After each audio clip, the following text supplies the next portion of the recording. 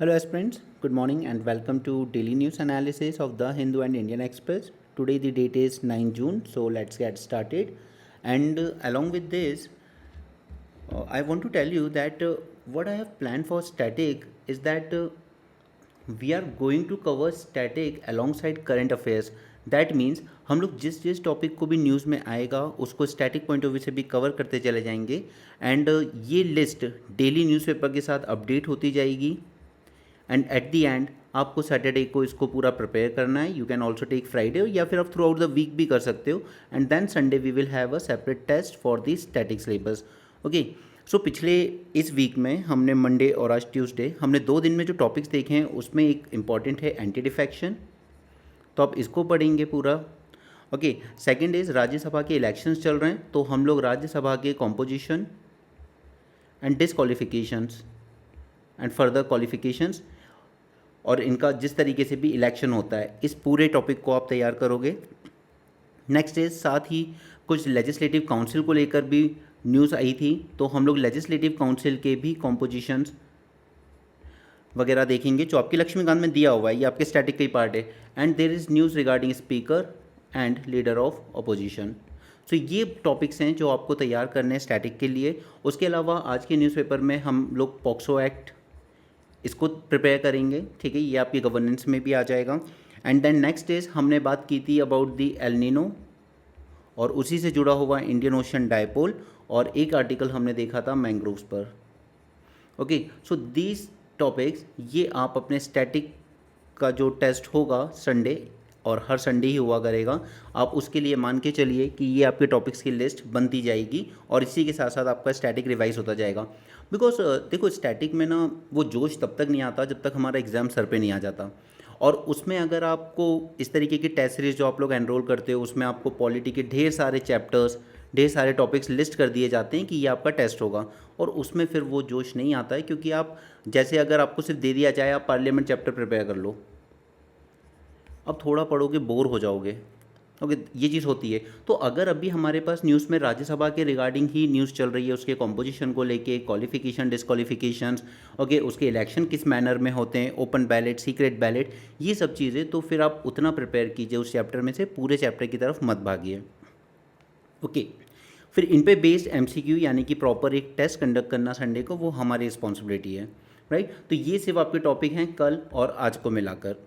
ये throughout the week update होता रहेगा, टेलीग्राम चैनल में आप देख सकते हैं. एंड बाय सैटरडे मॉर्निंग आपके पूरे टॉपिक्स अपलोड हो जाएंगे कि आपको संडे के टेस्ट के लिए स्टैटिक में क्या प्रिपेयर करना है और उसके साथ करंट अफेयर का टेस्ट अलग से होगा. तो ये दोनों चीज़ें 25 क्वेश्चंस के दोनों टेस्ट होंगे और आपको इस बार ये टेलीग्राम चैनल पे पोस्ट नहीं किए जाएंगे, सीधे आपको एक टेस्ट पेपर के फॉर्मेट में बना के दिए जाएंगे विथ OMR शीट. तो आप लोग उसको सॉल्व करोगे और फिर आप उस OMR को शेयर करेंगे, ओके, अपने स्कोर के साथ. So that's my approach towards the static syllabus and I'm sure this will work better than setting target specifically topic wise और chapter wise. तो इससे आपका मन भी लगा रहेगा, करंट और स्टैटिक साथ साथ कवर भी होता जाएगा. क्लियर? चलिए हम लोग चलते हैं आज के न्यूज़पेपर की तरफ. तो पहली न्यूज़ है regarding Visakhapatnam steel plant blast kills 8. और पता है इसमें क्या हुआ है? पहली बात तो कि मैं लास्ट में आपको इस पर प्रॉपर एक 10 मार्कर क्वेश्चन तैयार कराऊंगा ताकि अगर एग्जाम में आए तो आपके पास पूरा मटेरियल एज इट इज़ हो. इंट्रोडक्शन और कंक्लूजन आपको जो दिया जाएगा आप उसको एज इट इज़ ही लिख के रखिएगा. और यहाँ पर दूसरी चीज़ है कि ये पहला इंसिडेंट नहीं है, ये वो क्रैकर वगैरह में बर्न होता रहता है. भोपाल गैस ट्रेजेडी हम लोग पहले देख चुके हैं. सो ओवरऑल हमें किस चीज़ पे टॉपिक प्रिपेयर करना है, दैट इज़ इंडस्ट्रियल डिज़ास्टर. तो इस पर हम एक 15 मार्कर और 10 मार्कर तैयार करके चलेंगे पहले से.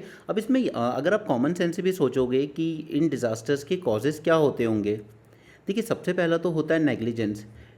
नेग्लिजेंस किसकी तरफ से? दोनों की तरफ से, अथॉरिटीज़ की तरफ से भी और दूसरा जो MSME स्पेशली जो MSME के ओनर्स हैं उनकी तरफ से भी.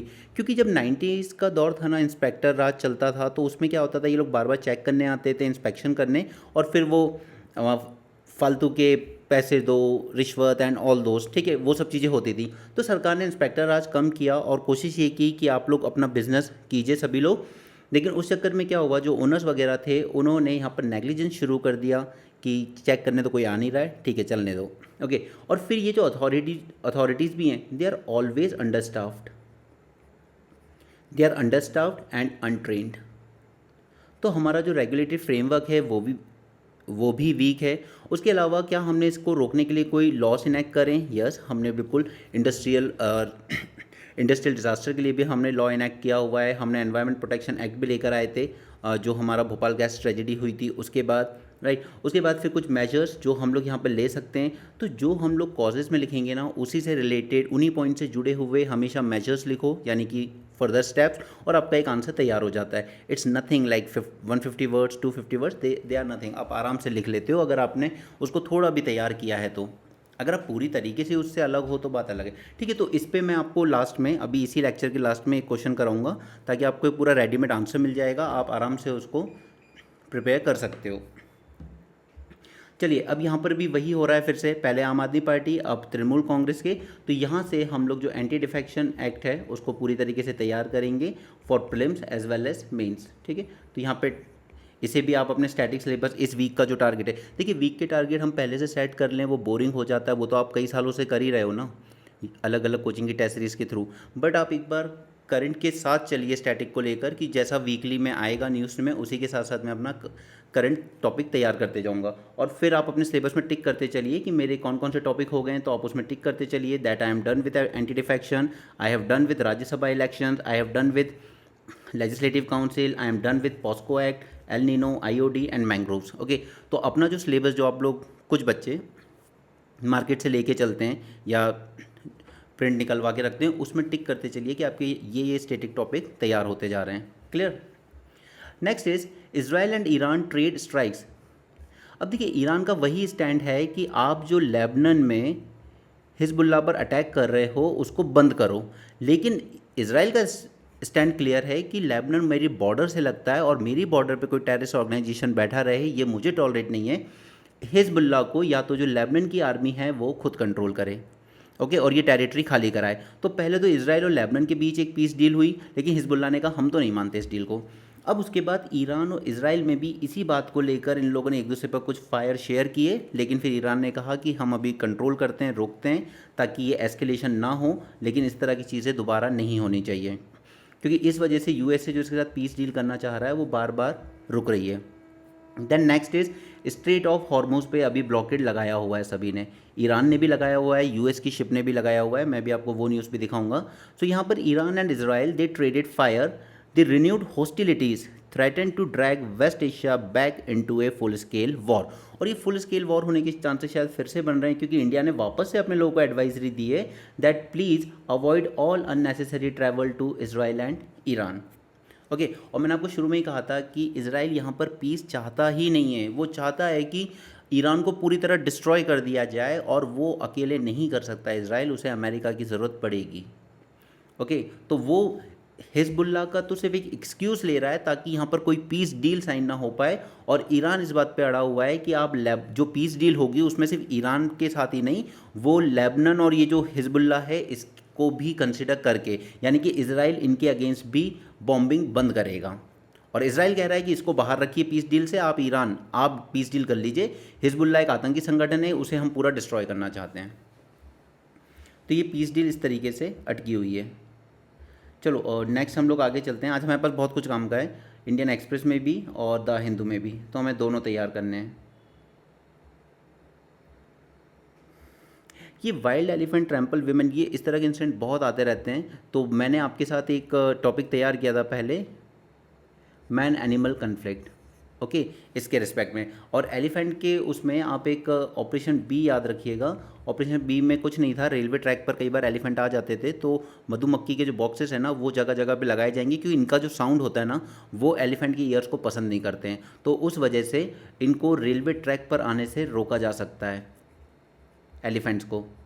ओके, तो ये एक इनिशिएटिव उसके बीच में लिया गया था। बाकी इस पे मैंने पूरा आपको एक 10-15 मार्कर तैयार कराया था पहले, हम इस पे दोबारा बात करेंगे, लेकिन आज नहीं, क्योंकि आज और दूसरी चीज़ें इंपॉर्टेंट हैं इसमें। ओके, निकोबार प्रोजेक्ट के बारे में हमने उस दिन जान लिया था, और उसमें हमने दो बॉडी भी जानी थी जो दोनों ही फाइनेंस मिनिस्ट्री के अंडर में आती हैं, PIB पब्लिक इन्वेस्टमेंट बोर्ड जो कि गवर्नमेंट से होने वाले इन्वेस्टमेंट को सैंक्शन करता है, और दूसरा था हमारा PPPAC, okay, that is private public partnership appraisal committee. ये बात करता है कि अगर 500 करोड़ से ऊपर का कोई इन्वेस्टमेंट आ रहा है उसके रिगार्डिंग। अब PIB के रिस्पेक्ट में हमने क्या बात की थी आपसे, दैट इसने 2024 अगस्त में कहा था कि ये जो निकोबार प्रोजेक्ट है उसमें कोई भी स्ट्रेटेजिक एंगल नहीं है, ओके। लेकिन उसके एक साल बाद मिनिस्ट्री ऑफ डिफेंस ने कहा कि नहीं, ये जो पोर्ट वगैरह हम बना रहे हैं, जो प्रोजेक्ट है, it is strategic in nature. क्यों कहा? क्योंकि सेंट्रल गवर्नमेंट ने एक हाई पावर्ड कमेटी बनाई थी, इसने एनवायरमेंटल कंसर्न्स को स्टडी किया था, लेकिन इसकी जो रिपोर्ट आई उस पर जब डिमांड किया गया कि इस रिपोर्ट को पब्लिक किया जाए कि आखिर यहाँ पर क्या कंसर्न है, तो गवर्नमेंट ने कहा कि नहीं नहीं, ये स्ट्रैटेजिक प्रोजेक्ट है, तो इसकी जो रिपोर्ट है यहाँ पर हाई पावर्ड कमेटी की, उसको हम पब्लिक नहीं कर सकते, ओके। सो ओवरऑल इस प्रोजेक्ट में क्या है कि ट्रांसपेरेंसी मिसिंग है अभी। अब गवर्नमेंट कितने भी क्लेम कर ले, लेकिन जब तक वो इस रिपोर्ट को पब्लिक नहीं करेगी तब तक इसमें ये इस तरह के क्वेश्चंस पे उठते रहेंगे। अब सबसे ज़्यादा प्रॉब्लम है यहाँ पर कि ये जो गलाथिया बे है, it is a nesting beach of leatherback turtle. तो अब ये हो गया आपका स्पीशीज इन न्यूज़। तो इस पर एक शॉर्ट नोट मैं आपको टेलीग्राम ग्रुप में डायरेक्ट पोस्ट कर दूंगा, ये आप तैयार कीजिएगा। और ये तैयार इसलिए भी करते चाहिए क्योंकि वीकली हम लोग जो टेस्ट करेंगे उसमें स्पीशीज़ पर भी आपसे क्वेश्चन पूछे जाएंगे, ओके। दूसरा, it is also the habitat of endemic Nicobar megapode. तो ये दोनों स्पीशीज़ पर नोट्स मैं आपको टेलीग्राम में पोस्ट कर दूंगा, leatherback turtle and Nicobar megapode, okay. तो इनकी जो नेस्टिंग बीच है या इनका जो हैबिटाट है इस ये डिस्टर्ब होगा इससे। दूसरा, इंडिजिनस इनहेबिटेंट्स है वो भी इसको अपोज कर रहे हैं। जो ट्राइबल एडवाइजरी काउंसिल है, यहाँ पर इलेक्शन नहीं होते, ओके, सिर्फ ट्राइबल एडवाइजरी काउंसिल है, उसने कहा कि देखिए हमसे कंसर्न ले लिया गया है, लेकिन प्रॉपर हमें भी बताया नहीं गया है कि इससे क्या इकोलॉजिकल हार्म्स होने वाले हैं पूरे, ओके। नेक्स्ट इज कि टोटल इन्वेस्टमेंट कितना आ रहा है, 91,000 करोड़ का, सॉरी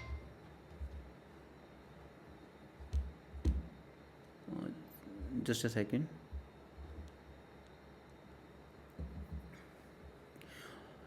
ऑल राइट, तो हम अभी इसमें थोड़ा सा आगे चलते हैं, मुझे आपको कुछ मैप भी दिखाना है यहाँ पर। ये आगे भी इसमें न्यूज़ है, ओके।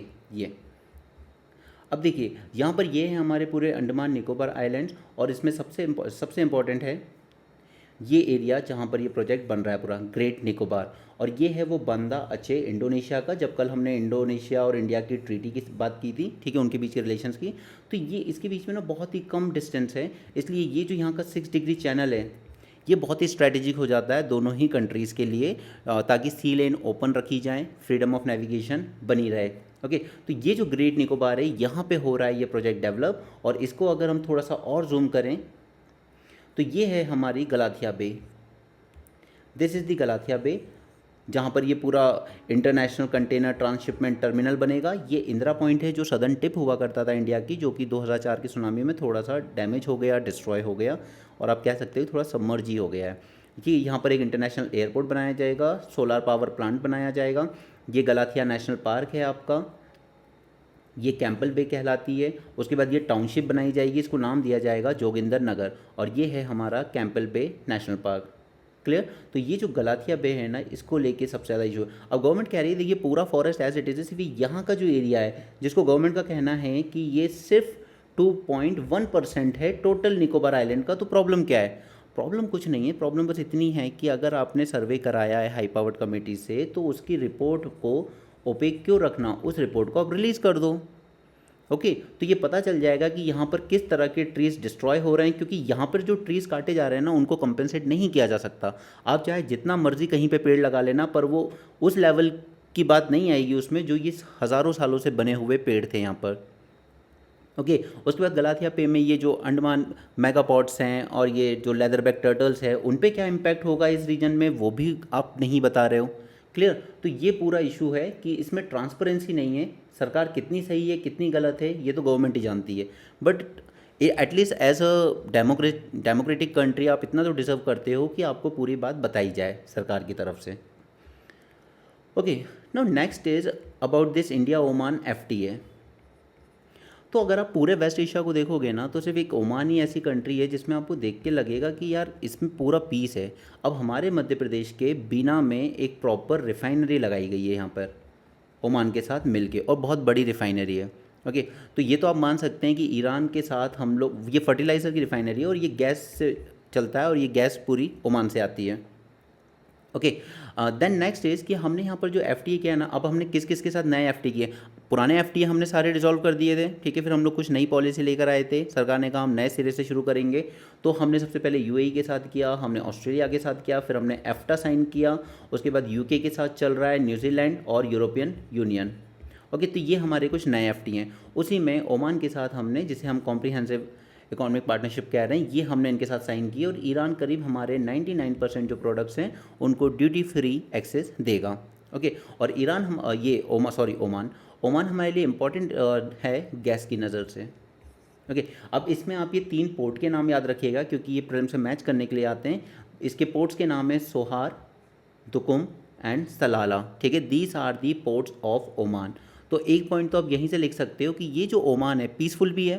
ओके, तो ये एक स्ट्रैटेजिक गेटवे की तरह सर्व कर सकता है for rest of the gulf region. It can be a gateway to wider Gulf Cooperation Council region and East African economies.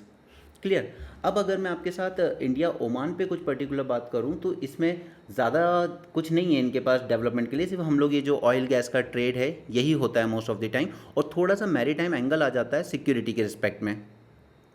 तो उसके रिस्पेक्ट में हम लोग कुछ पॉइंट्स डिस्कस कर लेते हैं। स्पेशली जो मैरीटाइम एक्सरसाइज होती हैं वो लिख लीजिए आप अपने नोट्स में। One is Naseem Al Bahr. Okay, this is naval exercise. Then we have Al Naja. This is army. Okay.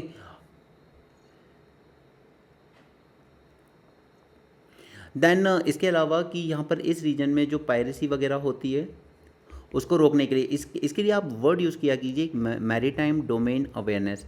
इसमें सब कुछ आ जाता है, यानी कि यहाँ से जो कुछ भी एक्टिविटीज़ हो रही हैं उसके रिगार्डिंग हम लोग इन्फॉर्मेशन शेयरिंग करते हों आपस में, ठीक है।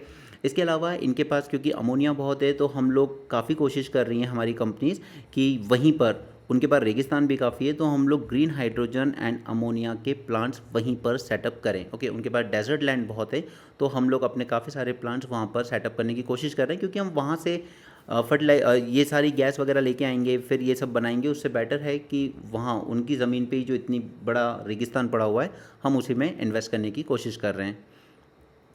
ओके, फिर उसके बाद बाकी चीज़ें आप बोल बच्चन कर सकते हो। वैसे तो कभी डायरेक्ट क्वेश्चन आएगा नहीं इस पर, बस आपको 2-3 चीज़ें पता होनी चाहिए। Military exercises, maritime domain awareness.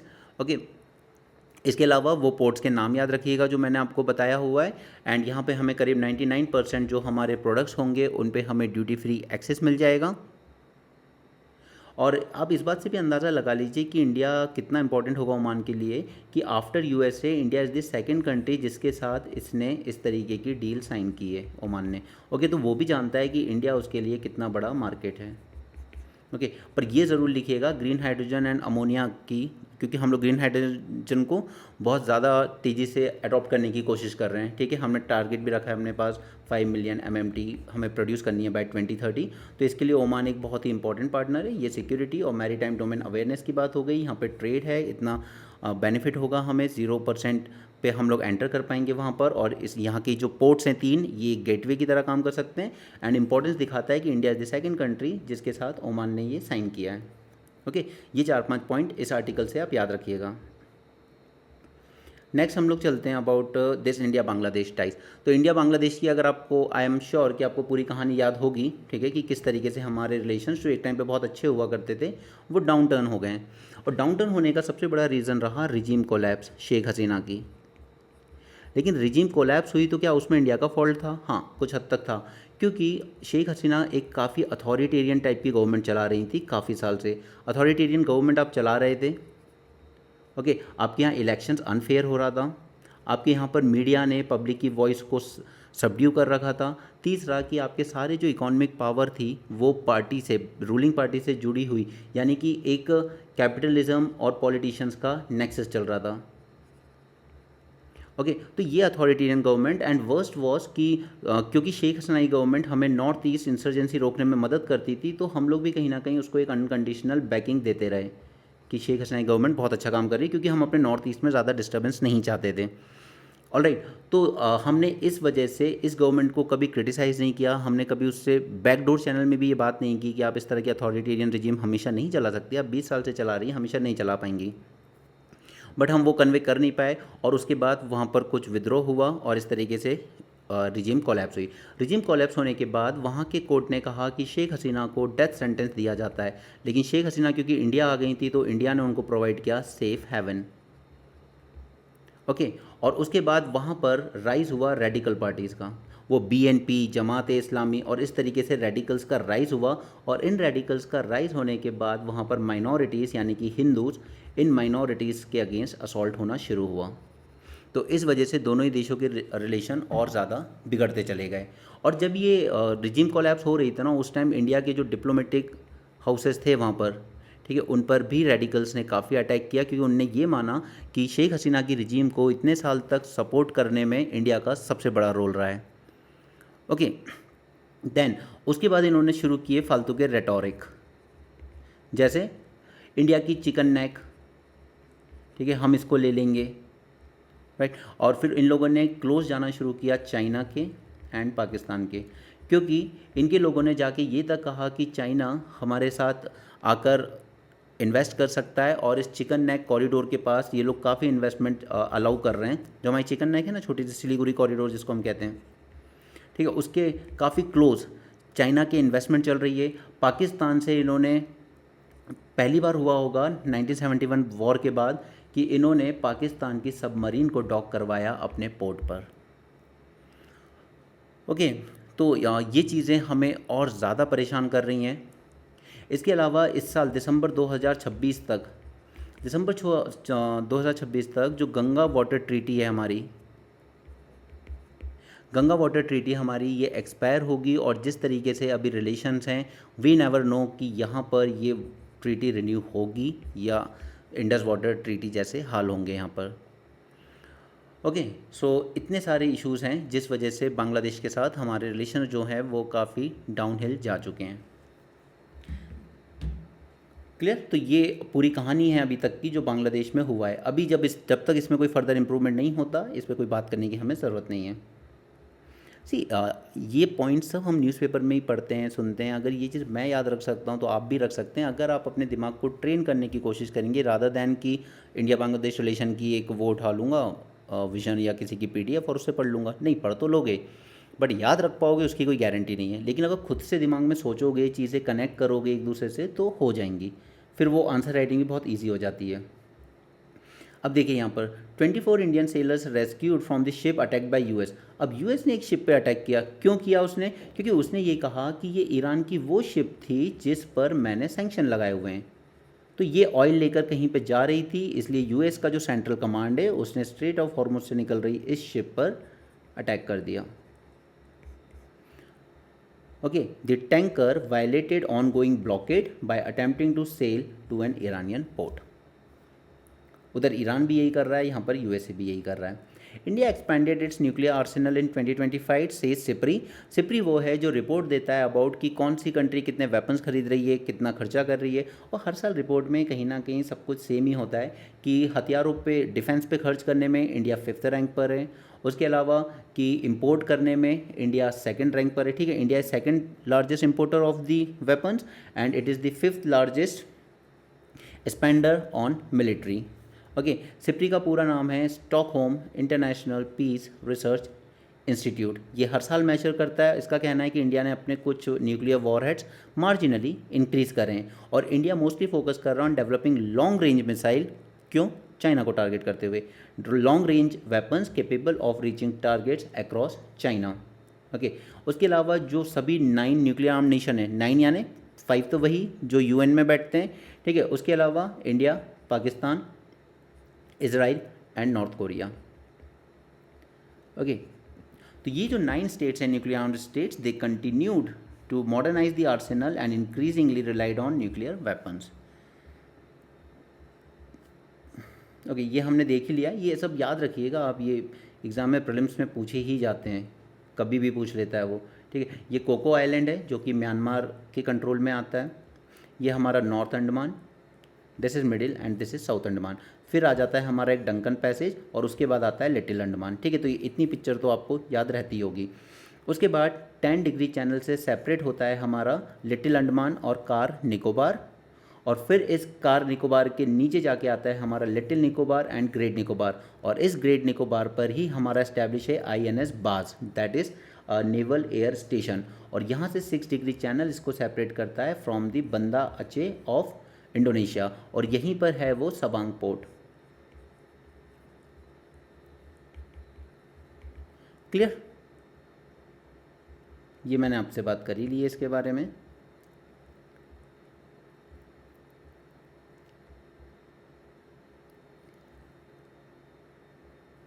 अब गवर्नमेंट ने क्या किया है कि इसने कट कर दिए हैं subsidised LPG cylinder under Ujjwala from 9 to 4। ठीक है, अब से 4 सिलेंडर्स पे सब्सिडी मिलेगी, पूरे 9 सिलेंडर पे सब्सिडी नहीं मिलेगी अंडर द उज्ज्वला। अब गवर्नमेंट कह रही है हमने करीब 10.5 करोड़ LPG कनेक्शन दिए हैं इस स्कीम के अंदर में। और अब याद करना ज़रा, अभी सेंसस इन्यूमरेशन में क्या हुआ था जो हमने पिछले 2 दिन डिस्कस किया था कि कई घरों पे देखा उन्होंने कि वहाँ LPG नहीं है, वहाँ पे अब भी काऊ डंग और वुड का इस्तेमाल हो रहा है खाने के लिए। फिर उन सेंसस करने वाले लोगों को गवर्नमेंट ने क्या ऑर्डर दिए कि वापस जाओ और ये डेटा जो है वो सही करो, और ऐसा डेटा फीड मत करना जो गवर्नमेंट को दिखाएगा बैड लाइट में, राइट। पॉक्सो पे मैं आपको पहले भी नोट्स दे चुका हूँ, मैं आज आपको दोबारा दूंगा, इसको रीड कर लेना, क्योंकि हम संडे को जब सॉल्व करेंगे तो इस पे MCQ भी करेंगे और हम मेंस में भी इसको प्रिपेयर करके चलेंगे मेंस के लिए भी। Solar firms move high court over unreasonable mandate. अब यहाँ पे सोलार फर्म्स परेशान इसलिए हैं कि गवर्नमेंट ने, क्योंकि हमने थोड़ा सा इसका प्रोडक्शन बढ़ाया है सोलार सेल का, लेकिन ऑनेस्टली कहूँ तो प्रोडक्शन क्या बढ़ाया है हमने सिर्फ सारे उसके इक्विपमेंट्स रॉ मटेरियल्स इंपोर्ट करके उसके बाद उनको सिर्फ असेंबल कर लिया है और कह दिया है कि see these solars are made in India. अब गवर्नमेंट ये कह रही है, देखिए अब एक चीज़ होती है इन्वर्टेड ड्यूटी स्ट्रक्चर, पता है आपको inverted duty structure? Inverted duty structure ये होता है दैट मैं रॉ मटेरियल्स जो ले रहा हूँ, जैसे सपोज हम चाइना से सोलार सेल बनाने के सारे रॉ मटेरियल्स ले रहे हैं, ठीक है, मान लीजिए आप कि हमने 5 रुपये के लिए, उसके बाद फिर हमने अपने यहाँ पे असेंबल किया, जो भी थोड़ा बहुत मैन्युफैक्चरिंग करना है वो किया, और हमने फाइनल प्रोडक्ट बनाया, ठीक है, ये पड़ रहा है मान लो 8 रुपये का, चलो ठीक है। तो इन पे क्या होता है कि कई बार हम लोग रॉ मटेरियल्स पे इतना ज़्यादा टैक्स लगा देते हैं जितना कि फिनिश प्रोडक्ट अगर हमने इंपोर्ट किया होता ना तो उस पे नहीं लगता। अब ये मान लीजिए कि हमने रॉ मटेरियल जब इंपोर्ट करा तो हमने 10% उस पर इंपोर्ट ड्यूटी दे के लेके आए, लेकिन अगर मान लो हमने फिनिश प्रोडक्ट ही इंपोर्ट किया होता तो कई बार गवर्नमेंट ऐसी करती है कि फिनिश प्रोडक्ट पे 5% है और रॉ मटेरियल पे 10% है। तो अब ये बताओ, तो फिर इंसान फिनिश प्रोडक्ट ही इंपोर्ट ना कर ले डायरेक्ट, फिर रॉ मटेरियल क्यों इंपोर्ट करे? फिर क्या है ये मेक इन इंडिया का ढकोसला? तो इसी को कहते हैं इन्वर्टेड ड्यूटी स्ट्रक्चर। ओके, यानी कि आप रॉ मटेरियल पे ज़्यादा टैक्स लगा रहे हो as compare to the finish और फाइनल प्रोडक्ट। क्लियर? अब गवर्नमेंट ने ये कहा कि आप एक काम कीजिए, जो इंडिया में बने हैं ना वही सोलार सेल आपको यूज़ करने होंगे। तो इनका कहना है कि इंडिया में जो सोलार सेल बनते हैं और जो चाइना या हम किसी भी कंट्री से जो इंपोर्ट करते हैं सोलार सेल, इनके बीच में प्राइस का डिफरेंस बहुत ज़्यादा है। 5 रुपये की चीज़ जो हम इंपोर्ट करके यूज़ कर सकते हैं, वो चीज़ अगर इंडिया में बना रहे हैं हम तो 13 रुपये की पड़ रही है। तो उनका कहना है कि देखिए ये ठीक नहीं है कि आप कह रहे हो कि अब न्यू सोलार प्रोजेक्ट्स में only domestic made sales use किए जाएंगे, क्योंकि प्राइस गैप बहुत ज़्यादा है। आप हर सेल पर 8 रुपये ज़्यादा खर्च नहीं कर सकते। इसके अगेंस्ट ये हाई कोर्ट में गए थे। They cite the gap between what Indian solar cell makers charge and what international prices are. तो या तो हमारी कंपनीज भी हमें इसी इंटरनेशनल प्राइस के रेट पर अवेलेबल कराएं, या फिर इसको फिर गवर्नमेंट किसी फॉर्म में सब्सिडाइज करे कि ठीक है अब आप चाहे वहाँ से इंपोर्ट वाला लगाओ या इंडिया वाला लगाओ, आपको 5 रुपये का ही पड़ेगा। ये गवर्नमेंट इंश्योर करे किसी तरीके से। ओके, क्योंकि बिजनेस मॉडल तो सिंपल सी बात कहता है कि जहाँ से सस्ता मिलेगा वहाँ से यूज़ करेंगे। Mauritius reject the reported move by Trump to buy Chagos island. अब मॉरिशस में ये छगोस आइलैंड है, पहले यूके की कस्टडी में थे, यूके ने वापस इनको दे दिया और ट्रम्प जी ने इंटरेस्ट दिखाया कि मैं ख़रीद लेता हूँ, पैसा बोलो तुम, ठीक है। तो हमारे ट्रम्प साहब जो हैं वो ग्रीनलैंड भी परचेस करना चाहते हैं। ओके, वो छगोस आइलैंड भी परचेस करना चाहते हैं क्योंकि इसी के पास डेगो गार्शिया है जो कि नेवल बेस है USA का। ओके। उसके बाद वो उन्होंने कनाडा को भी ऑफ़र दिया था इलेक्शन के टाइम कि तुम मेरे 51st स्टेट बन जाओ। कनाडा बना नहीं तो उन्होंने वेनेजुएला के प्रेसिडेंट को उठा लिया और इस वक्त वो रन कर रहे हैं उसको indirectly just like a 51st state of USA. उसके अलावा यहाँ पर एक बेचारा छोटा सा क्यूबा है, उसके पीछे वो पड़े हुए हैं और देर सवेरा आप यूएस का इन्वेजन क्यूबा पर भी देखेंगे। ओके, तो ट्रंप आज के रॉबर्ट क्लाइव हैं। How this claim missile attack total ban on Israeli ships in Red Sea. अब ये तीसरी प्रॉक्सी है ईरान की, ठीक है। Hezbollah, Hamas and Houthi. Houthi operate करते हैं रेड सी में जो स्विस कैनाल से कनेक्टेड है। इस रेड सी से ये लोग ऑपरेट करते हैं। ऊपर पर्शियन गल्फ है तो उसको ईरान खुद बंद करके बैठा है, तो आप पर्शियन गल्फ से ट्रेड होने नहीं दोगे। रेड सी से ट्रेड करो तो आपके हाउदी अटैक करते हैं, हालांकि वो अभी सिर्फ इसराइल की शिप्स को अटैक कर रहे हैं, बट मैं ओवरऑल बता रहा हूँ कि ये सी लेन्स जो हैं यहाँ पर ये कितनी वल्नरेबल हैं कि इस तरह के अटैक पूरे ट्रेड को डिस्टर्ब कर सकते हैं। हिजबुल्ला लेबनन में, उस पर इसराइल अटैक करता ही रहता है, और हमास है वो गाज़ा में था, उसको लगभग पूरा डिस्ट्रॉय कर ही दिया इसराइल ने। ओके, ये तीनों प्रॉक्सीज थी ईरान की, और इसलिए इसराइल चाहता है कि तुम पहले तो इन तीनों प्रॉक्सीज को डिस्ट्रॉय कर दो, ठीक है। इन तीनों प्रॉक्सीज को वो डिस्ट्रॉय करना चाहता है। उसके बाद चाहता है कि ईरान अपने न्यूक्लियर वेपन कभी ना बनाए, इसके लिए वो यूएसए के साथ डील साइन कर ले अच्छी। ओबामा ने जो डील साइन की थी, जिसको हम JCPOA कहते हैं, जो ट्रंप ने ख़त्म कर दी, उस JCPOA डील में वो सब तो ठीक था। उसने कहा था ठीक है IAEA आके मेरी न्यूक्लियर साइट इंस्पेक्ट कर सकता है, मुझे कोई न्यूक्लियर बॉम्ब नहीं बनाना है। लेकिन ओबामा ने ये किया था कि उसने हिजबुल्ला, हाउती एंड हमास, इन तीनों terrorist organisation, non state actor जिनको ईरान सपोर्ट करता है, इन तीनों के रिगार्डिंग कोई प्रोविज़न नहीं रखा था डील में। इसलिए इसराइल भी चाहता था कि वो डील कैंसिल हो। ट्रंप ने भी इसी वजह से इस डील को कैंसिल किया था।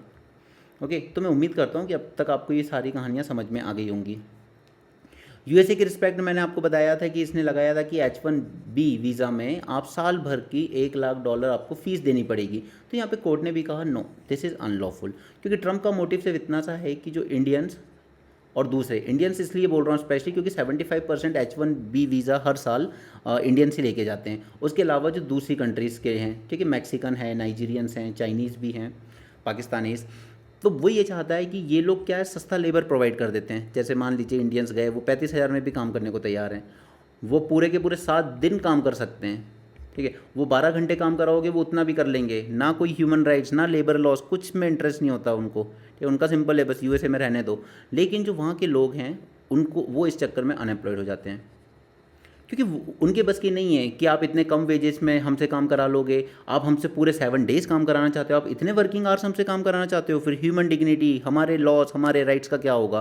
तो इस वजह से कंपनीज वहाँ के लोकल्स को ज़्यादा हायर नहीं करती हैं। बट ट्रंप का सिंपल था कि या तो आप लोकल्स को हायर करो हमारे, और नहीं तो आप जो दूसरे वीज़ा होल्डर्स को हायर कर रहे हो उनसे हम एक्स्ट्रा पैसा वसूल करेंगे। अच्छा, यहाँ से 2 टर्म्स याद रखना बस, न्यू मस्टर्ड हाइब्रिड की बात है। First is this, Indian farmers are set to begin the wide scale cultivation of imidazolinone resistant mustard hybrids. Okay, तो अगर IMI रेजिस्टेंट की बात की जाए तो ये इसके रिगार्डिंग है, लेकिन इससे ज़्यादा इंपॉर्टेंट जो आपको प्रीलिम्स में पूछा जा सकता है वो है कि इस मस्टर्ड को डैमेज करने वाला कौन सा पैरासाइट है, तो वो है ओरोबांची, ठीक है। इसको याद रखिएगा, सिंपल बस इतना ही याद रखना है कि ये डैमेज करता है मस्टर्ड हाइब्रिड्स को। ऑलराइट, चलिए इसके अलावा अभी हमें इंडियन एक्सप्रेस में भी करना है काफ़ी कुछ, लेकिन मैं एक बार आपको पहले ये क्वेश्चन दिखा देता हूँ जो हमने प्रिपेयर किया। Despite A robust regulatory and legislative architecture, recurring industrial accidents highlight A persistent gap between policy formulation, ठीक है, पॉलिसीज हम लोग बना रहे हैं, लॉस हम लोग बना रहे हैं, लेकिन जो ग्राउंड लेवल इम्प्लीमेंटेशन है वो उतना ज़्यादा अच्छा नहीं है। Now, in the light of recent industrial disaster, critically analyse systematic vulnerabilities in India's industrial safety framework and suggest the structural measure to ensure a zero casualty approach। तो पहले तो आप लोग अपना इंट्रोडक्शन सिंपल देंगे। इंडस्ट्रियल डिजास्टर है क्या, ठीक है। पहली बात तो एंथ्रोपोजेनिक है, यानी कि मैनमेड डिजास्टर्स होते हैं, कोई नेचुरल तो नहीं है, और दूसरा कि प्रिवेंटेबल भी हैं। हम अगर अच्छा सब कुछ रखें तो वो प्रिवेंट भी किए जा सकते हैं। So industrial disasters are preventable anthropogenic events stemming from safety failures in hazardous sectors like chemicals, pharmaceuticals and manufacturing। Okay, इसके बाद मैं आपको क्या कहता हूँ कि कनेक्टिंग लिंक डालिए जो करंट अफेयर में या रिसेंटली कुछ हुआ हो। तो अब ये जो रिसेंटली हुआ था, सबसे पहले हुआ था 2020 में विशाखापट्टनम में ही हुआ था स्टायरीन गैस लीक। ठीक है, इसकी वजह से काफ़ी लोगों को सांस लेने में दिक्कत हुई थी। इसके अलावा पिछले साल सिगाची इंडस्ट्रीज एक्सप्लोजन इन तेलंगाना, और अभी जो हुआ है विशाखापट्टनम के स्टील प्लांट में जो मोल्टन स्टील, देखिए पूरा का पूरा पिघला हुआ जो लोहा था ना, वो पूरा का पूरा लोगों के ऊपर गिरा और 8 लोग मर गए और काफ़ी सारे लोग जख्मी भी हुए। तो ये तीनों एग्जाम्पल देख के this underscore the recurring vulnerabilities despite policy advancement. अब जब ये 20 में हुआ, आपने कहा कि हम और नॉर्म्स को टाइट करेंगे, 25 में हुआ आपने कहा और टाइट करेंगे, लेकिन 26 में फिर हुआ है। ओके, तो हम चाहे पॉलिसी में अपग्रेडेशन कर रहे हो, लेकिन उसके बाद भी इस तरह के इंसिडेंट्स रुक नहीं रहे हैं। तो तो ये बताता है हमें that it reveals multi layered systematic loop holes with in existing oversight mechanism. तो यहाँ पे मैंने आपको अलग अलग पॉइंट्स दे दिए हैं। रेगुलेटरी लेवल पर अगर आप देखेंगे तो इंस्पेक्टर राज का डिलेमा, कि अगर हम ज़्यादा इंस्पेक्टर राज चलाएं तो बिजनेस करना मुश्किल हो जाता है, कि बार बार इंस्पेक्शन करने आते हैं, पैसा लेके जाते हैं, और अगर हम ना चलाएं तो फिर जो बिजनेस वाले हैं वो लोग बिल्कुल एकदम लूज पड़ जाते हैं कि यार कोई चेक करने तो आता है नहीं, छोड़ो चलने दो, आप तो जैसा काम चल रहा है। ओके, क्योंकि क्या किया उनने, सेल्फ सर्टिफिकेशन, हाँ हमारे पास ये सेफ्टी मेजर भी है, वो सेफ्टी मेजर भी है, या थर्ड पार्टी से ऑडिट करा लिया कि सब चंगा है, चल रहा है बढ़िया। तो ये एक डिलेमा बन गया है कि इंस्पेक्टर राज टाइट रखें तो दिक्कत, ज़्यादा लूज छोड़ दें तो भी दिक्कत। और ये एक रीज़न है जो कि कई पॉलिटिकल पार्टीज कहती भी हैं कि यहाँ पर ये जो हमारे डायरेक्टोरेट्स हैं ये सब अंडरस्टाफ्ड हैं, गवर्नमेंट भर्ती करती नहीं है, करती है तो कई बार जुगाड़ से कोई लग रहा है, कहीं कोई पेपर लीक हो रहा है, कहीं पे फर्जीवाड़ा हो रहा है, और जो लग रहे हैं उनके पास ना क्वालिफिकेशंस हैं ना एबिलिटी। ओके, तो ये अंडरस्टाफ्ड हमेशा एक इशू रहेगा। यही जब हमने फायर वाला पढ़ा था, क्वेश्चन तैयार किया था, जब भी मैंने कहा था पूरा अंडरस्टाफ्ड है। वो फायर में भी पूरे लोग जो हैं एक तो अनट्रेंड हैं, और दूसरा इक्विपमेंट बहुत पुअर है, मॉडर्न इक्विपमेंट तो कहीं नहीं है हमारे फायर सेफ्टी डिपार्टमेंट के पास। अभी दिल्ली में एक 12th फ्लोर पे आग लगी थी और वो लेकर आए बुझाने, और उनका जो वो वाटर गन होती है वो फायर कर पा रही है सिर्फ 4th फ्लोर तक। आग लगी है 12वें फ्लोर पे और वो पानी मार रहे हैं 4th फ्लोर की बालकनी में। ओके, तो हम लोग उसमें इक्विपमेंट में ही बहुत पीछे हैं। नेक्स्ट इस पे आते हैं, ऑपरेशनल एंड टेक्नोलॉजिकल फेलियर। एक तो हमारा जो इंफ्रास्ट्रक्चर है वो पूरा एज हो चुका है, and there is poor upkeep. हम जानते हैं कि हमारी इंडस्ट्रीज में मशीन्स की हालत क्या है, जब तक चल सकती है धकाओ। Many small and medium enterprises chemical clusters they operate with legacy infrastructure, degraded piping और obsolete runaway reaction containment system. Okay, then there is inadequate process for safety management. Next is human resource. ये जो incident हुआ है ना कल, इसमें सबसे बड़ा इशू रहा कॉन्ट्रैक्चुअल लेबर का, क्योंकि कई हज़ार कॉन्ट्रैक्चुअल लेबर उन्होंने निकाल दिए थे कि तुम्हारा कॉन्ट्रैक्ट पूरा हो गया, अब तुम जाओ। ओके, और इन इनफॉर्मल जो कॉन्ट्रैक्ट वाले लेबर होते हैं इनके साथ प्रॉब्लम ये है कि इनके पास कोई फॉर्मल ट्रेनिंग नहीं होती इन मशीन्स को ऑपरेट करने की, केमिकल्स को हैंडल करने की, या कोई इमरजेंसी प्रोटोकॉल क्या फॉलो करना है ऐसे टाइम पर कुछ नहीं पता। ये कॉन्ट्रैक्ट पे लाए जाते हैं क्योंकि सरकार क्या करे, अब ये जो जिसमें हुआ है ना वो एक्चुअली गवर्नमेंट की कंपनी है, operated by ministry of steel, लेकिन उसमें भी आपने कॉन्ट्रैक्ट पे लोग भर्ती कर लिए और उसके बाद उनको भी निकाल दिया, आपने अंडरस्टाफ्ड रखा। तो ये इस तरह के डिज़ास्टर्स तो होने ही हैं और ये सरकार का फेलियर है, चाहे आप इसको डिज़ास्टर कह लो, बट इसमें सरकार की जो पॉलिसीज़ हैं इस वक्त बहुत बहुत ख़राब है। Then there are absence of mock drills. ठीक है, मॉक ड्रिल्स आप जानती हो क्या है, दिल्ली के भी कनॉट पैलेस में चलती रहती है। Urban planning and proximity issues. अब ये जो फर्स्ट वाला इंसिडेंट हुआ था ना 2020 में, उसमें प्रॉब्लम थी कि जब वो स्टायरीन गैस लीक हुई ना तो आसपास के काफ़ी क्षेत्र में भी लोग बेहोश हुए थे, उनको सांस लेने में दिक्कत होने लगी थी। ओके, तो आपने इतना सेंसिटिव प्लांट रेसिडेंशियल एरिया के पास लगाया कैसे, या प्लांट था तो उसके पास आपने रेसिडेंशियल कॉलोनी बिल्डअप कैसे होने दी। ओके, ये होता है by encroachment of buffer zone, क्योंकि हर इंडस्ट्री के आसपास थोड़ा बफर जोन रखा जाता है, बट क्या होता है कि लोग डेवलपमेंट करते करते यहाँ आते ही जाते हैं, चलो जगह खाली पड़ी है बना लो colony. Okay, the lax zoning enforcement allows the residential colonies to develop immediately outside the perimeter of industrial estate. Bhopal वाले गैस ट्रेजेडी में भी यही हुआ था। अब इसके बाद आप लिखिए कि हमारे पास लेजिस्लेटिव आर्किटेक्चर क्या है, तो 2-3 एक्ट का नाम लिख दो। फैक्ट्रीज एक्ट, ठीक है, उसके बाद environment act, manufacturing storage and hazards chemical rules हैं हमारे पास, उसके बाद पब्लिक लाइबिलिटी इंश्योरेंस एक्ट। तो अब जान चली जाए उसके बाद आप लाइबिलिटी होल्ड कर भी लो कंपनी की तो उससे क्या ही होगा। ठीक है, 4 हैं, कोई भी 2 भी लिखोगे तो भी चल जाएगा। फर्दर स्टेप्स करना है तो क्या, अब एआई का यूज़ करो ना। आज जब आपके इक्विपमेंट में कोई भी खराबी होने लगे या उसकी एज कंप्लीट होने लगे कि बस इतना ही ड्यूरेशन था इसके यूज़ करने का, अब इसको ज़बरदस्ती आगे मत धकाओ, तो ये एआई ड्रिवन प्रेडिक्टिव मेंटेनेंस होनी चाहिए। या इस मशीन का टाइम हो गया, अब इसके मेंटेनेंस का टाइम हो गया, तो ये सब प्रोसेस में आप एआई यूज़ कर सकते हो। Real time gas dispersion modelling, fire में भी हमने बात की थी कि जैसे अलार्म बजे अपने आप वाटर गन्स चालू हो जानी चाहिए। एम्पावर्ड जॉइंट टास्क फोर्स, अब आप ये अगर सीरियस हो ये लोग तो ये लोग कर भी लें, बट इस तरह करते नहीं हैं। Establish a unified regulatory bodies, okay, जैसे central pollution control board, PESO, petroleum and explosive safety organisation, but experts के साथ। बट एक्सपर्ट कुछ नहीं आते हैं, अगर आप इनमें जाओगे ना, अधिकांश आप देखोगे किसी ना किसी के सोर्स से, रिकमेंडेशन से लग जाते हैं लोग, कि उनको पता है कि यहाँ वैसे ही काम नहीं होता है कुछ। स्ट्रिक्ट जोनिंग एनफोर्समेंट, ताकि ये जो बफर जोन है वो एनक्रोच ना किया जाए, और हो सके तो वो ग्रीन बफर जोन हो, क्योंकि कई बार क्या होता है ग्रीनरी काफ़ी चीज़ें रोक लेती है काफ़ी डिजास्टर को फैलने से। Then institutionalising the safety first culture, legally bind the industries.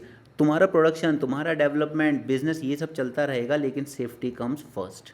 Okay, तो काफ़ी इजी 4 पॉइंट्स दिए हैं मैंने आपको, फर्दर स्टेप्स में आप आसानी से लिख सकते हैं इसको। क्लियर, कंक्लूजन आप एज इट इज़ याद रख लीजिएगा। अब मैं चलता हूँ इंडियन एक्सप्रेस पे, क्योंकि उसमें भी काफ़ी कुछ काम का है आज हमारे पास।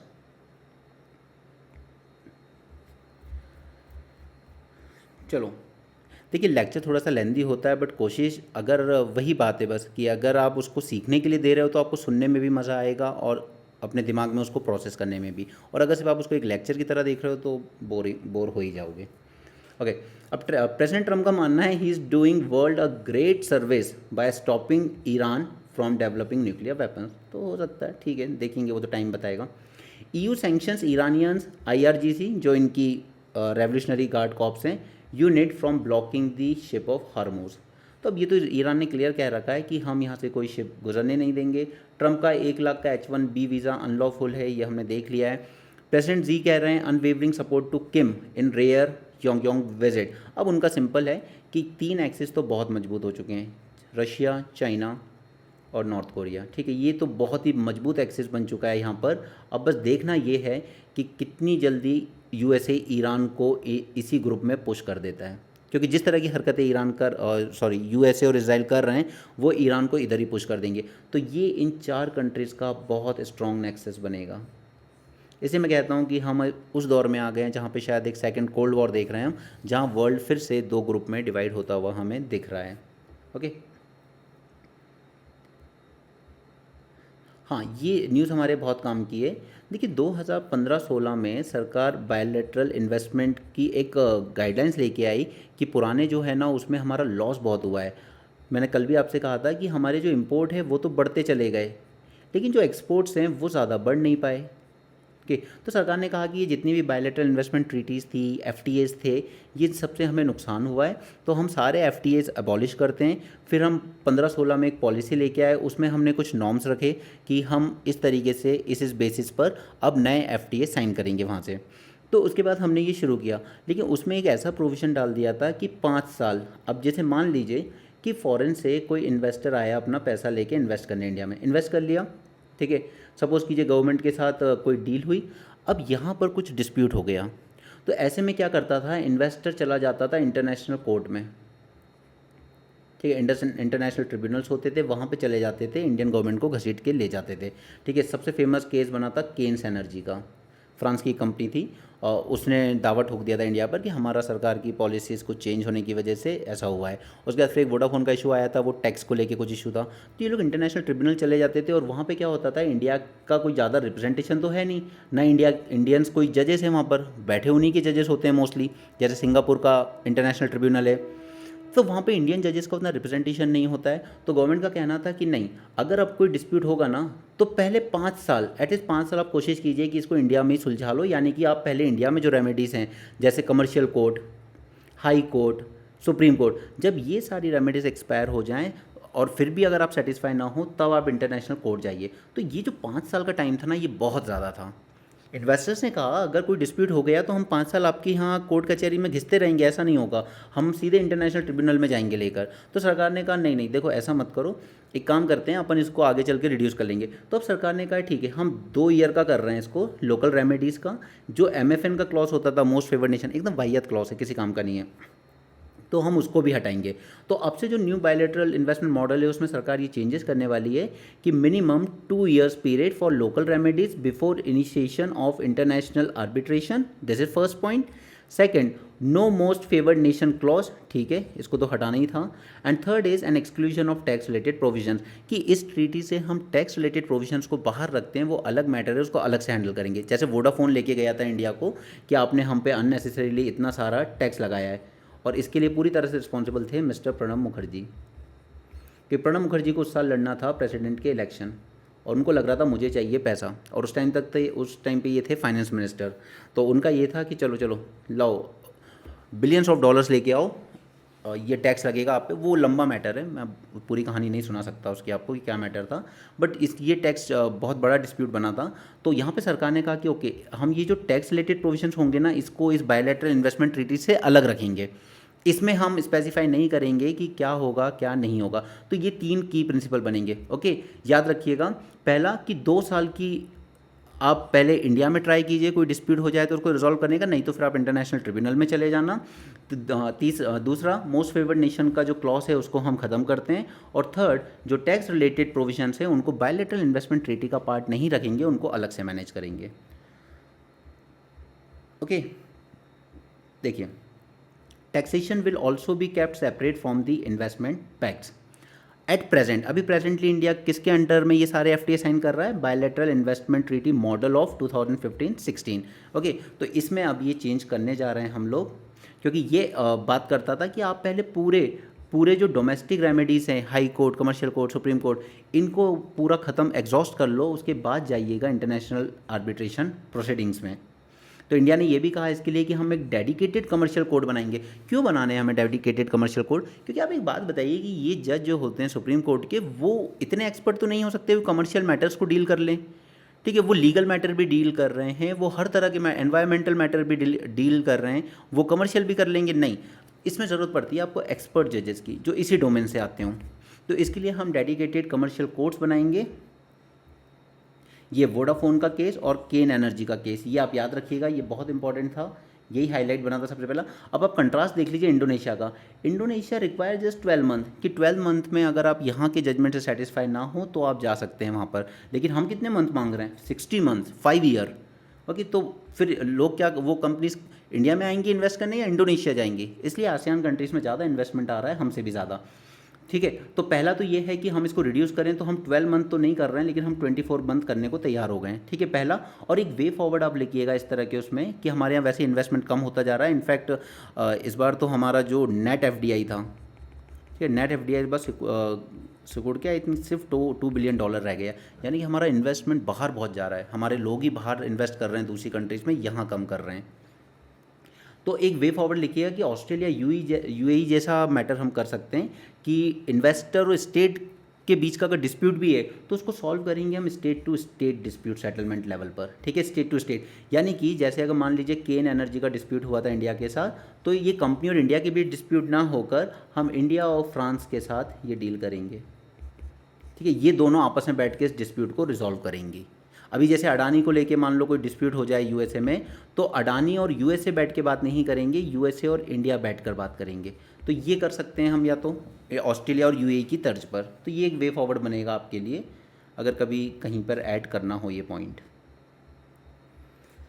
चलो आगे चलते हैं, बस थोड़ा सा और बचा है। ठीक है, वाइजैग स्टील प्लांट, ये आप देख लीजिए कि यहाँ पर रीज़न वही रहा है। In the past 6,000 contract workers were removed. Okay, 2,000 took voluntary retirement and 5,000 retired, leaving just 8,800 workers to produce 18,000 tons of molten metal every day. Okay, तो इतने से वर्कर इसको हैंडल नहीं कर सकते। तो यहाँ पर एक सबसे बड़ा रीज़न तो है there was a staff shortage. And ये जो प्राइवेटाइजेशन एफर्ट्स हैं सरकार के कि हम रेगुलर जॉब्स नहीं देंगे अब आपको, हम कॉन्ट्रैक्ट वर्कर्स के थ्रू करेंगे। कॉन्ट्रैक्ट वर्कर्स ट्रेंड नहीं होते हैं। Okay, they lack formal training. This plant comes directly under Ministry of Steel and is governed by general body. Right. तो हर चीज़ का सॉल्यूशन प्राइवेटाइजेशन नहीं है, हर चीज़ का सॉल्यूशन नंबर ऑफ़ वैकेंसीज ज़्यादा होल्ड करके रखना भी नहीं है।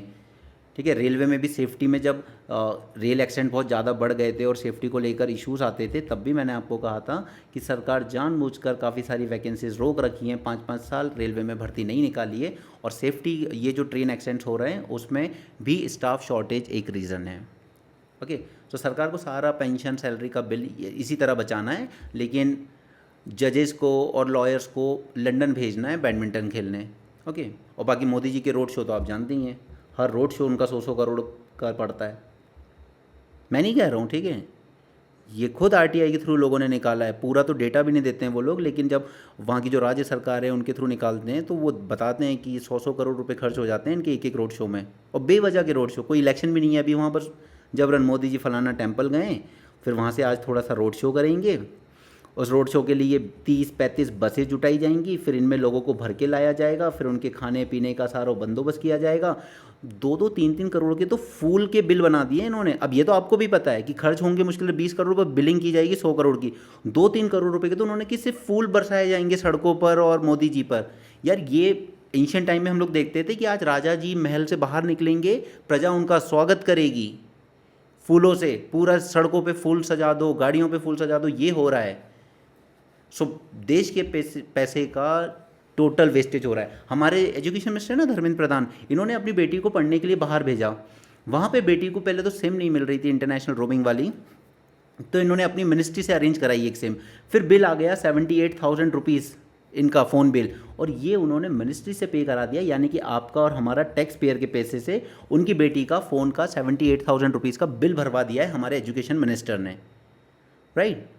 सो इट्स नॉट अबाउट कि हम किस पार्टी को फेवर करते हैं, क्या करते हैं, लेकिन जब इस तरीके का शेयर वेस्टेज किया जाए टैक्स पेयर मनी का, तो फिर थोड़ी अवेयरनेस रखनी चाहिए एज अ वोटर। 15 FTAs, ठीक है, हमने 15 FTAs साइन कर लिए हैं, करीब 27 कंट्रीज, वो सब एफ्टा वेफ्टा EU वगैरह मिला के, ठीक है। एंड 4 चैलेंज, तो क्या चैलेंजेस हैं, हम इसके बारे में बात करते हैं। अब देखिए, ये बहुत अच्छा आर्टिकल है, बहुत ही शानदार, कि आखिर क्यों हम लोग FTA करते हैं और लॉस में जाते हैं हमेशा। क्योंकि जितने भी हमने FTA करे ना 2022-25 तक, अब एक चीज़ देखिएगा कि इंडिया का जो ट्रेड डेफिसिट है, जैसे for example with ASEAN, it grew by 381%, with Japan it grew by 318%, and South Korea it grew by 268%। Okay, the annual trade deficit देखिए आप, आसियान, जापान, साउथ कोरिया सबके साथ मिला के $62 बिलियन का, मोर देन $100 बिलियन का trade deficit हम China के साथ लेके चल रहे हैं। उसके साथ नहीं है हमारी कोई डील, लेकिन ट्रेड जिस तरह का हो रहा है, और जिनके साथ हमने इस तरह के FTA साइन करे थे पहले, ठीक है, हमेशा हम लॉस में जा रहे थे। अब जो हमने न्यू एग्रीमेंट साइन करे हैं विद USA, ऑस्ट्रेलिया, मॉरिशस, एफ्टा, इन्होंने भी ट्रेड डेफिसिट ही दिखाया है। सरकार ने क्या कहा था, ये पुराने से हमें नुकसान हुआ है इसलिए हम सब अबॉलिश करके नए बना रहे हैं, लेकिन आपने जो न्यू भी बनाया उसमें भी हमारा डेफिसिट ही रहा है ओवर $50 बिलियन। ओके, और जैसे जैसे हम टैरिफ कट और करने पड़ेंगे इस डील के अंडर में हमें, तो ये डेफिसिट और ज़्यादा वाइडन होगा। ओके, सिर्फ एक ही एक्सेप्शन रहा है, वो है साउथ एशिया। तो साउथ एशिया इसलिए क्योंकि इंडिया ही दे सकता है उनको कुछ, अगर दे सकता है वो क्या ही देंगे, नेपाल, बांग्लादेश, ये हमें क्या देंगे, ठीक है। तो ये ही एक पॉजिटिव रहा है, जहाँ पर हम लोग थोड़ा सरप्लस हमारा बड़ा है कि 6.7 बिलियन का सरप्लस से हम $20 बिलियन का सरप्लस अपने रीजन से, साउथ एशियन रीजन से जनरेट कर पा रहे हैं। लेकिन बाकी सब कंट्रीज़ के साथ, चाहे नए FTA हों या चाहे पुराने FTA हों, हम लोग हमेशा ट्रेड डेफिसिट में ही जा रहे हैं, लॉस में जा रहे हैं। तो क्यों नहीं मिल रहे हैं हमें इसके FTA के बेनिफिट? देखिए, FTA के बेनिफिट ना मिलने का एक सबसे बड़ा रीज़न है कि हम जिन कंट्री के साथ FTA साइन कर रहे हैं ना, उन्होंने वैसे ही बहुत कम टैरिफ लगाया हुआ था हमारे प्रोडक्ट्स पे, कोई बहुत ज़्यादा टैरिफ नहीं लगा रखा था। ज़्यादा टैरिफ तो हम लोग लगाते थे, जैसे UK से आने वाली वाइन्स पे हम लोग 150% का टैरिफ लगाते थे, हार्ले डेविडसन बाइक थी उस पर 100% से ऊपर का टैरिफ लगाते थे, तो हमने ये सब रिड्यूस करे, ठीक है, इसलिए उनके प्रोडक्ट्स और ज़्यादा हमारे मार्केट में आने लगे। तो एसिमेट्रिक टैरिफ स्ट्रक्चर पहले से ही था, अब उसको अगर हम दोनों तरफ 0-0 भी कर दें, तो वो तो हम पे हार्डली लगा रहे थे 5%, 10% का, ठीक है, तो उनको ज़्यादा फर्क पड़ा नहीं, लेकिन हम लगा रहे थे 150%, 100%, तो हमारे उसमें ज़्यादा फर्क पड़ा। So there was already asymmetry before this. Most of India's FTA partners are already open economies. Okay, जैसे सिंगापुर हो गया, जापान वगैरह हो गया, ये 4-5% भी लगाते थे, उनको कोई फ़र्क नहीं पड़ता था। तो वो अगर नियर ज़ीरो भी कर लें तो उससे हमारे एक्सपोर्टर्स को कोई बहुत ज़्यादा गेन होने वाला नहीं है। अगर हमारी चीज़ें पहले से बिक रही थी तो अभी भी बिकेंगी, और अगर पहले नहीं बिक रही थी तो वो अब भी नहीं बिकेंगी, क्योंकि 4-5% कम भी हटा भी देंगे वो टैरिफ तो हमारे प्रोडक्ट्स की प्राइस कोई बहुत ज़्यादा तो गिर नहीं जाएगी। लेकिन जब हम उनके 100% टैरिफ हटाएंगे तो 2 लाख रुपए की आने वाली बाइक सीधे गिर के 1 लाख हो जाएगी, तो उनके प्रोडक्ट से डिमांड बढ़ेगी ना। तो there was already pre existing asymmetric tariff structure. India का देखिए आप, हम लोग कहीं पे लगाते हैं 12.5%, कहीं पे 150% तक लगाते हैं वाइन वगैरह पर। तो ये हम लोग टैरिफ पहले से ही बहुत ज़्यादा हाई लगाते थे, तो अब जब हम इसको रिड्यूस कर रहे हैं तो उनके प्रोडक्ट्स की जो डिमांड है वो हमारी इकॉनमी में ज़्यादा बढ़ रही है। ओके, तो फिर हमें क्या प्रॉब्लम आती थी कि हमें सबसे बड़ी प्रॉब्लम आती थी कि ये लोग हमारे प्रोडक्ट्स को दूसरे तरीके से रोकते थे। हमारे प्रोडक्ट्स पे टैरिफ भले ही 4% लगा रहे हैं, लेकिन फिर वो फाइटो सैनिटरी मेजर, जैसे अभी जापान ने हमारे मैंगोज़ को बैन कर दिया, राइट। फिर उसके बाद कैंसर कॉजिंग एजेंट्स हमारे मसालों में मिलते हैं, तो सिंगापुर ने हमारे मसालों को बैन कर दिया, राइट। तो हमारे पास इस तरह के, उसके बाद कंप्लायंस कॉस्ट, वो कहते हैं कि रूल ऑफ ओरिजिन कहाँ है बताइए, कि ये प्रोडक्ट आप ही के यहाँ बना है, हो सकता है ये प्रोडक्ट कहीं और बनाओ और फिर आप लोग उसको अपना टैग चिपका के भेज रहे हो, ठीक है। तो इस तरह की ये जो नॉन ट्रेड बैरियर है ना, वो हमें ज़्यादा दिक्कत देते थे, जैसे रूल ऑफ ओरिजिन को लेकर, सर्टिफिकेशन रिक्वायरमेंट को लेकर, एडमिनिस्ट्रेटिव पेपर वर्क को लेकर। तो ये हमारे रियल चैलेंजेस थे जो अभी भी एफटीए में एड्रेस नहीं हो पाते हैं, जैसे जापान ने बैन कर दिया हमारे मैंगोस अभी। Okay, then there is utilisation disparity. Utilisation disparity इसलिए रहेगी क्योंकि हमारे पास आखिर है क्या उनको देने के लिए, हमारे पास क्या है जो हम जापान को देंगे। ओके, हार्डली हमारे 20 या 30% जो प्रोडक्ट्स होते हैं वो यूटिलाइज़ कर पाते हैं इस एफटीए के बेनिफिट को, बाकी तो हमारे पास ऐसे प्रोडक्ट्स ही नहीं है जो इन एफटीए को यूटिलाइज़ कर पाएँ। देन इन्वर्टेड ड्यूटी स्ट्रक्चर, जो मैंने आपको बताया कि हम अगर रॉ मटेरियल कर रहे हैं तो उस पर टैक्स ज़्यादा लग जाता है रादर देन कि अगर हम फिनिश प्रोडक्ट ही इंपोर्ट कर रहे होते तो। ओके, तो ये वर्सनिंग इन्वर्टेड ड्यूटी स्ट्रक्चर, तो ये सीधे सीधे हमारी फाइनेंस मिनिस्ट्री का फेलियर है कि आपकी पॉलिसीज इतनी घटिया हैं कि हम रॉ मटेरियल्स इंपोर्ट करें तो हमें महंगा पड़ता है, उससे तो अच्छा हम फिनिश प्रोडक्ट ही इंपोर्ट कर लें। Inverted duty structure arises when duties on raw materials और industrial components are higher than those on the finished products. Okay, और यही हो रहा है कि जापान, साउथ कोरिया, आसियान, इनसे आने वाले फिनिश प्रोडक्ट्स हमारे मार्केट में एंटर कर पा रहे हैं, और वो एंटर भी कर रहे हैं आप किस तरह से, या तो ज़ीरो ड्यूटी पे या लो ड्यूटी पे, क्योंकि एफटीए साइन हुआ है, राइट। हमारे प्रोडक्ट्स इसके साथ कॉम्पीट कर नहीं पा रहे हैं क्योंकि आपने टैक्स पॉलिसी ऐसी अपना रखी है अपने देश में। इंडियन मैन्युफैक्चरर्स अगर बनाना भी चाहें तो उन्हें हाई ड्यूटी पे करनी पड़ती है on imported raw materials, okay, making the domestic production uncompetitive against tariff free imported finished products. और अगर ये रॉ मटेरियल हम नॉन एफटीए कंट्रीज से ले रहे हैं, और वहीं से ले रहे हैं सबसे ज़्यादा, चाइना से ही आता है सबसे ज़्यादा raw material. Then relocation of manufacturing, अब इस वजह से ये लोग क्या करते हैं कि एक काम करते हैं, आसियान में बनाओ ना, फिर इंडिया जाना ही क्यों है जब इंडिया में इतनी प्रॉब्लम्स है। When it becomes cheaper to manufacture in ASEAN country and export duty free, क्योंकि अब हमने अगर आसियान के साथ एफटीए साइन कर लिया तो चाहे आप आसियान में बनाओ या इंडिया में बनाओ 0% ही तो लग रहा है, तो फिर वो सोचते हैं चलो आसियान में बनाओ। अब उस पिछले आर्टिकल को कनेक्ट करना इंडोनेशिया का, कि वहाँ पर क्या है कि अगर आपका कोई डिस्प्यूट हो जाए तो 12 मंथ में आप इंटरनेशनल कोर्ट में जा सकते हो। इंडिया में 60 मंथ्स यहाँ कोर्ट कचहरी के चक्कर लगाइए फिर जाना। तो फिर इंसान सोचता है नहीं नहीं, हम इंडोनेशिया में इंपोर्ट करेंगे, इंडोनेशिया में मैन्युफैक्चरिंग करेंगे और इंडिया में भेज देंगे। इंडिया के पास मार्केट भले ही है पर 0% टैरिफ पे भेज रहा है वो, तो हम इंडिया भेज देंगे आसियान से बना के, क्योंकि उनको चीप पड़ रहा है आसियान कंट्रीज़ में प्रोड्यूस करना। Off shoring, FTAs encourage both foreign firms, जैसे चाइनीज़ कंपनीज हैं जो वियतनाम, थाईलैंड, इंडोनेशिया में इन्वेस्ट कर रही हैं, या domestic Indian firms to set up factories in these partner countries to exploit lower production cost, जैसे वियतनाम में प्रोडक्शन कॉस्ट बहुत लोअर है, ठीक है, and gain duty free access to India. तो ना सिर्फ फॉरेन की कंपनीज बट इंडिया की कंपनीज भी ये प्रेफर करती हैं कि चलो आसियान कंट्रीज़ में जाके मैन्युफैक्चरिंग कर लेते हैं और उसके बाद इंडिया में आके तो बेच ही लेंगे, क्योंकि 0% ही तो लग रहा है टैरिफ। रिजल्ट कि हमारा जो मेक इन इंडिया है वो क्या बन गया, make in ASEAN and sell in India. ठीक, ये सच्चाई बन के रह गई है एफटीएस की। ठीक है, तो हमें सबसे पहले क्या करना चाहिए, हमें सबसे पहले तो ये इन्वर्टेड ड्यूटी स्ट्रक्चर जो है हमारी, ठीक है, इसको करेक्ट करना चाहिए ताकि रॉ मटेरियल्स पे टैरिफ कम लगे और जो फिनिश प्रोडक्ट है उस पर ज़्यादा लगे। ठीक है, या ज़्यादा नहीं तो कम से कम एटलीस्ट बराबर तो लगा लो, वरना फिर हम मैन्युफैक्चरिंग कैसे कर पाएंगे अगर आप रॉ मटेरियल पे इतनी हैवी ड्यूटी लगाओगे तो। यूएस इंडिया स्पेशल रिलेशनशिप, अब देखिए इस आर्टिकल को तो आप गोली मारिए, मैं आपको कुछ पॉइंट्स दे रहा हूँ इंपॉर्टेंट जो आपको याद भी रखने हैं और आप उसको यूज़ भी करेंगे। सबसे पहले तो आप इस पॉइंट पे फोकस कीजिए, USA does not see India as a viable immediate substitute for China, नहीं देखता अब वो। आप पड़े हो कहीं $3 ट्रिलियन के आसपास, चाइना जा चुका है $10 ट्रिलियन क्रॉस करके। और आपको पता है 2 ट्रिलियन से 10 ट्रिलियन तक पहुंचने में चाइना को सिर्फ 9 साल लगे, इतनी तेज़ी से बढ़ा है। तो यूएसए एक बात तो समझ गया है कि इंडिया सब्स्टिट्यूट नहीं हो सकता चाइना का when it comes to critical high tech manufacturing sectors like chip, AI, critical minerals.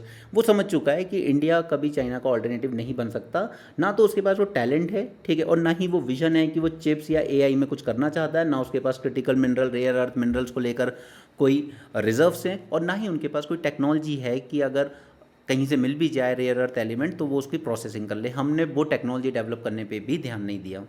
Okay, then US की जो इकोनॉमिक प्रायोरिटीज़ हैं वो काफ़ी चेंज हो चुकी हैं।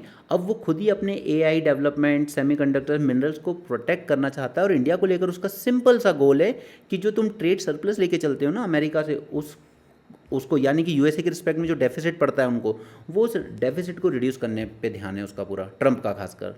ओके, तो ये 2 पॉइंट इंपॉर्टेंट है जिस वजह से यूएसए अब इंडिया को उस नज़र से नहीं देख रहा है जैसे वो एक टाइम देख रहा था मनमोहन सरकार के टाइम पर, कि इंडिया भी काफ़ी तेज़ी से राइज कर रहा है और ये चाइना का एक ऑल्टरनेटिव बन सकता है आगे चल के in terms of economic development. ठीक है, तो हम 2014 के बाद उल्टा बैकवर्ड जा रहे हैं अपने इन टर्म्स ऑफ डेवलपमेंट। अब मैं आपको दोनों का बताऊंगा, ठीक है। तेलंगाना में तो कांग्रेस की सरकार है ना, और यूपी में अपने बीजेपी की। तेलंगाना में ये क्या कर रहे हैं, 5,500 करोड़ का मूसी रिवर पर ये एक प्रोजेक्ट बना रहे हैं, ठीक है। गांधी स्टैचू, गांधी पार्क, ये वो गांधी जी का अकेले का स्टैचू ही 78 करोड़ का है। मतलब गांधी जी भी होते ना तो जूते मारते हैं इनको कि तुम लोग देश को बर्बाद करने पे तुले हो। यहाँ तो आईएनसी की गवर्नमेंट है ना, वो भी यही कर रही है। यूपी वाले कह रहे हैं कि हम लोग 100 एकड़ ज़मीन में, राम मंदिर तो बन गया, अब हम लोग वर्ल्ड का सबसे ऊंचा शिवलिंग बनाएंगे। ओके, तो दोनों के दोनों ही जाहिल हैं। तुम्हारी एक यूनिवर्सिटी नहीं आती टॉप 100 में वर्ल्ड में, और आप लोग ये सब बनाने में लगे हुए हो। तो इसलिए इस देश को अब वर्ल्ड ने भी सीरियसली लेना छोड़ दिया है कि ये देश कहीं नहीं जाएगा, ये ऐसे ही रहेगा। ओके, तो शायद CJI ने सही टर्म यूज़ किया था, कॉकरोच। जैसे कॉकरोच होते हैं ना, जो ना जीते हैं ना मरते हैं, बस बीच में ही इरिटेट करते रहते हैं, बस वही हालत हो गई है हमारे देश की इस वक्त कि ना तो हम प्रोग्रेस कर रहे हैं, ना हमारे पास कोई विजन है, और अपना जो अच्छी खासी हिस्ट्री थी हमारी, हम उसको भी डिस्ट्रॉय करते जा रहे हैं। हम लोग सिर्फ लोगों को उलझाए रखना चाहते हैं ऐसे मैटर्स में जो उनकी लाइफ को सिर्फ कीड़े मकोड़े की तरह जी लोगे बस कैसे भी। तो प्रोग्रेस जैसा कुछ नहीं दिख रहा है इस वक्त देश में। India as a trade worry rather than partner, तो अब यूएसए इसको बस यही देखता है कि ट्रेड के रिस्पेक्ट में इंडिया से अपना जो ट्रेड डेफिसिट है उसको कैसे रिड्यूस किया जाए, ठीक है, कैसे इंडिया का ज़्यादा से ज़्यादा पैसा लिया जाए। इसका सबसे बड़ा एग्जांपल कि रिलायंस ने कमिट किया कि मैं $300 बिलियन की एक रिफाइनरी यूएस में सेटअप करूँगा। ओके, यानी कि इंडिया से उल्टा एफडीआई कहाँ जा रही है, वहाँ पर। ओके, देन अब उनका सिंपल है, इंडिया को वो बस एक ट्रेड की नज़र से देखते हैं, अब वो उसको एक पार्टनर की तरफ से देखना उन्होंने बंद कर दिया है, ठीक है। जबकि रशिया जो आपको पार्टनर की तरह देखता था, जिसने आपके साथ मिलके ब्रह्मोस बनाई, जो आपके साथ मिलके 5th जनरेशन फाइटर जेट बनाना चाहता था, जो आपको सस्ता ऑयल देने को तैयार था, उससे आप दूर होते चले गए क्योंकि अब की बार ट्रंप सरकार। ओके, तो ये जो क्रिटिकल एरियाज हैं उसमें अब यूएसए समझ चुका है कि इंडिया की बस की नहीं है। चिप, सेमीकंडक्टर हो, computer software, artificial intelligence, critical mineral, इन सब में इंडिया कहीं स्टे नहीं करेगा। इसके साथ पार्टनरशिप करना बेकार है। सिर्फ इनका जो ट्रेड सरप्लस है उसको हमें ख़त्म करना है और हमें वापस से वो लेके आना है। तो ये सब जो 1 लाख H1B बी वीज़ा पे जो फ़ीस लगाई है, ये सब इसी का है कि बस हमें तो कैसे भी करके इंडिया के साथ जो ट्रेड सरप्लस इंडिया एंजॉय कर रहे थे साल से, उसको अवॉइड करना है। ओके, तो अब वो इंडिया को सिर्फ एक डेस्टिनेशन की तरह देखता है, एक पार्टनर की तरह नहीं देख रहा है। अब बस वो ये चाहता है कि आप मेरे से यूएस का ऑयल खरीदो, यूएस की शेल गैस खरीदो, आप वेनेजुएला का ऑयल भी मुझसे खरीदो, ठीक है, आप मेरे यहाँ आकर रिफाइनरी लगाओ, इन्वेस्ट करो, और आप मुझसे मिलिट्री आर्म्स वगैरह खरीदो, क्योंकि आप सरप्लस लेके चल रहे हो मुझसे, इसको बराबर करना है। ओके, अब उसके बाद लेमोआ जैसे कई डिफेंस पैक्ट हमने साइन करे थे इसके साथ, लेकिन उसको भी अब यूएस लेके सीरियस नहीं है। क्यों? क्योंकि उसका ये कहना है कि इंडिया क्वाड को लेके सीरियस नहीं है। आप क्वाड को लेके सीरियस नहीं है तो हम भी आपके साथ किसी चीज़ को लेके सीरियस नहीं है। इंडिया का एक और बेनिफिट होता था कि हम एक्सपोर्ट करते थे skilled Indian professionals, IT tech workers, तो उसमें वो इस तरह के जो नॉर्म्स लेके आया है, वीज़ा फ़ी एंड ऑल, वो सब इसी वजह से लाया है। तो ये इंडिया को लेके जो यूएसए का परसेप्शन था, इनफैक्ट पूरे वर्ल्ड का जो परसेप्शन था, वो काफ़ी चेंज हुआ है पिछले कुछ सालों में, और इसके लिए सब रिस्पॉन्सिबल हैं। ये जो वेस्टेज ऑफ मनी हम लोग कर रहे हैं इन बेहुदी चीज़ों पे, कहीं स्टैचूज़ वगैरह बनाने में, कहीं हमारे प्राइम मिनिस्टर खुद रोड शो में लगे हुए। हमारे प्राइम मिनिस्टर इतनी फॉरेन विजिट करते हैं, लेकिन आज तक कभी उसका कोई बेनिफिट हमें यहाँ पे दिखा नहीं। ओके, हमारी जो नेट एफडीआई थी वो पिछले क्वार्टर में तो नेगेटिव में चली गई थी, और इस बार भी हार्डली $2 बिलियन तक की रही है, राइट। चलिए, इस पेज पे आज कुछ काम का नहीं है, सो आई थिंक दैट्स इट। ये देखिए यहाँ पर 2 नहीं, $7 बिलियन। इंडिया का जो करंट अकाउंट सरप्लस था इस क्वार्टर में, वो सिर्फ $7 बिलियन का रह गया है। Okay, down from 13.7 billion year ago. तो अब तो हमारे यहाँ जो रेमिटेंसेस आ रहे थे वो भी कम हो चुके हैं, क्योंकि रेमिटेंसेस ही थे जिनके फ्लो ने हमारे करंट अकाउंट को सरप्लस में रखा हुआ था आज तक। वरना अगर हम सिर्फ गुड्स का देखेंगे तो फिर हम बहुत ही पीछे हैं। ये तो हमारा करीब $190 बिलियन तक का डेफिसिट जाता है। ठीक है, इसके लिए मैं आपको, अच्छा इसको भी आप उसमें ऐड कर लीजिए जो आप स्टैटिक पढ़ोगे, कि आप बैलेंस ऑफ पेमेंट वाला टॉपिक भी तैयार करोगे इसके लिए। ओके, तो ये सब हम अपडेट करते जाएंगे। सैटरडे तक सारे टॉपिक अपलोड हो जाएंगे, और संडे को आप उस पर कुछ MCQs का टेस्ट दोगे। तो अगर सीरियस हो, पढ़ना चाहते हो तो पढ़ लो, और सीरियस नहीं हो तो आपकी मर्ज़ी। India US deal only after section 301 probe is over. तो ये मैंने आपको कल समझा दिया था, what is this section 301। Alright, so that's it for this session. Thanks for joining, have a great day and keep learning.